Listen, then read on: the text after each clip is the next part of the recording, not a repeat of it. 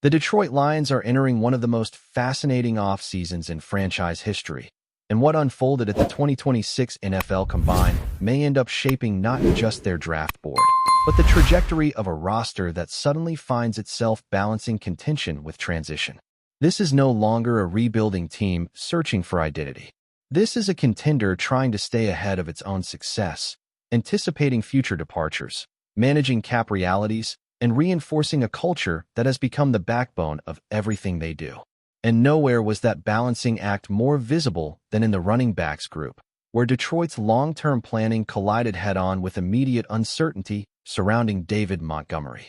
Montgomery's situation cast a shadow over Indianapolis. Reports surfaced suggesting he might want out of Detroit, only for the veteran back to push back publicly, creating a cloud of ambiguity that front offices hate but must prepare for anyway.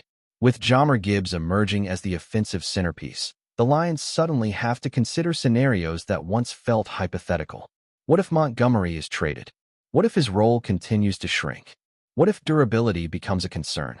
Those questions made the Combine's running back performances more than just scouting exercises. They were contingency planning in real time. One name that likely shot up Detroit's internal board is Arkansas powerhouse Mike Washington, a bruising runner whose performance screamed long-term insurance policy. At over 230 pounds, posting elite speed and explosion numbers, Washington represents the exact identity Dan Campbell's offense thrives on: violent, downhill, relentless. If Montgomery's future becomes uncertain, a back like Washington could preserve the physical tone that defines Detroit football.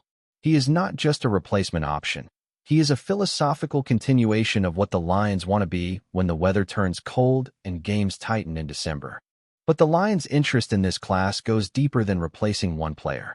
Nebraska's Emmett Johnson showed traits that aligned beautifully with Detroit's zone-heavy concepts, exploding downhill with urgency and showing reliable hands in the passing game. His style mirrors the efficiency Detroit values from complementary backs, players who can rotate without tipping the offense's intentions. Meanwhile, speed threats like Wake Forest's Desmond Claiborne demonstrated the kind of home run ability that could add an entirely new dimension to Ben Johnson's system, forcing defenses to respect the perimeter in ways they currently don't. If you're enjoying this deep breakdown of the Lions' future and want more insider-level analysis that connects draft prospects to real roster strategy, make sure you subscribe right now, because this offseason could redefine Detroit's championship window, and you won't want to miss a single development. The Combine also revealed that Detroit's offensive evolution may not depend solely on the backfield. At wide receiver, the Lions face a quieter but equally important transition. Khalif Raymond has been a valuable role player and return specialist, but time remains undefeated, and the team must prepare for life after him. This receiver class offered exactly what Detroit needs: speed, versatility, and special teams value packaged together. Missouri's Kevin Coleman stood out as a technician, a receiver whose precise route running and body control would allow him to contribute immediately in a WR4 role. Players like him don't generate headlines, but they sustain offenses across long seasons. Iowa's Caden Wetjen, meanwhile, flashed elite return ability, giving Detroit a potential successor who could maintain field position advantages that often go unnoticed but win games in the margins. Then there are the explosive athletes who could expand the offense's vertical threat. Georgia Tech's Eric Rivers showed crisp route running combined with deep speed, while LSU's Xavier Thomas and Barion Brown demonstrated how pure acceleration can stress defensive structures. Even for a team that doesn't have a glaring need at receiver, passing on that kind of value would be short-sighted. Championship rosters are built by drafting tomorrow's contributors before they become today's emergencies. At quarterback, the Lions' situation appears stable on the surface thanks to Jared Goff, but the Combine reminded everyone how quickly stability can become vulnerability in the NFL. Developmental prospects like North Dakota State's Cole Payton offer intriguing insurance policies. Payton's dual-threat ability, toughness, and timing on short routes suggest a player who could eventually function as a high-end backup or even a system-specific weapon. Arkansas's Taylon Green represents the opposite end of the spectrum: raw, wildly athletic, and potentially transformative if developed correctly. Detroit doesn't need a quarterback now. which is exactly why this is the ideal time to take a calculated swing on one. Beyond skill positions, the combine reinforced a truth the Lions' leadership already understands. The team's identity begins in the trenches. With veterans like Taylor Decker entering the later stages of their careers, succession planning along the offensive line is critical. Prospects such as Penn State's Vega Ione and Florida center Jake Slaughter embody the high-character, physically dominant profile Detroit covets.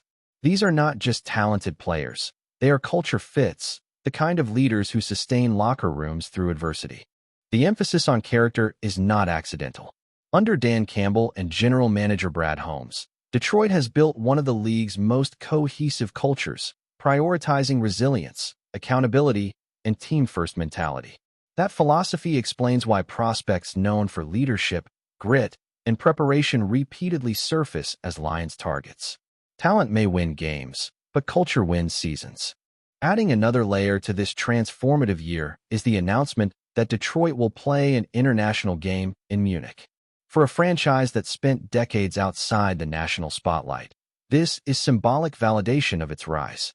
An overseas game expands the brand, tests the team's adaptability, and exposes players to the unique challenges of international travel and preparation.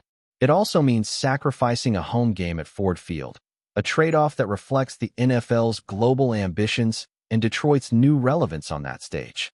All of these threads, draft planning, roster uncertainty, cultural continuity, and global exposure, converge into a single reality.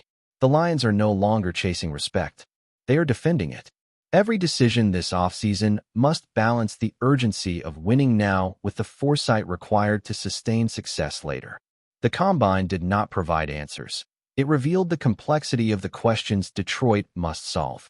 As the draft approaches and the Montgomery situation evolves, the Lions will face choices that could define the next 5 years. Do they reinforce strengths or hedge against weaknesses?